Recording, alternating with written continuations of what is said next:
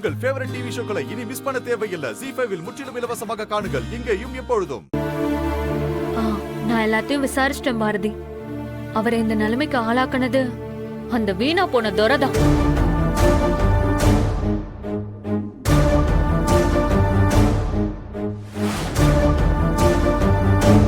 அவன் ஏண்டி இப்படி இருக்கான்? பெத்த அப்பாவை இப்படி பண்றதுக்கு அவனுக்கு எப்படி மனசு வந்தது? எல்லா இடத்துலயும் மனசாட்சி இல்லாத மனுஷங்க தான் இருக்காங்க. பாரதி, அவங்கள நாம மாத்த முடியாது பாரதி. நீ உடனே உன் மாமாவை போய் பாரு. அவரு ரொம்ப சீரியஸா இருக்காராண்டி. தலையில பலமா அடிபட்டிருக்கான். கோமாக்கு போக கூட வாய்ப்பு இருக்கான்.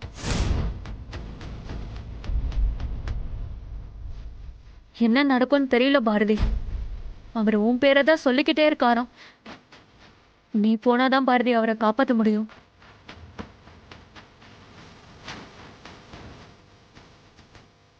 பாரதி, ஆதியும் ஹாஸ்பிட்டல்ல தான் இருக்காரு.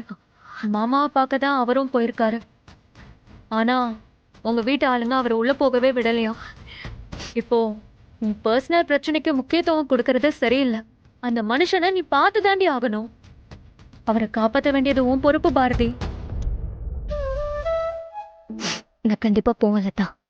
ஆதியும் அங்கதான் பாரதி இருக்காரு. நான் மாமா பார்க்க போறேன்னு தான் சொன்னேன். அங்க வேற யாரு இருந்தாலும் எனக்கு அதை பத்தி கவலை இல்லை. யாரையும் நான் பார்க்கவும் பேசவும் விரும்பல. இந்த ஜென்மத்துல அவர் மூஞ்சில முழிக்க கூடாதுன்னு நினைக்கிறேன். பாரதி, எனக்கு என்ன சொல்றதுன்னே தெரியல.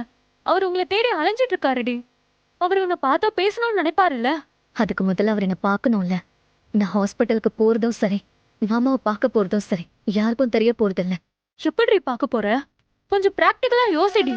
அதெல்லாம் நான் பாத்துக்கிறேன்.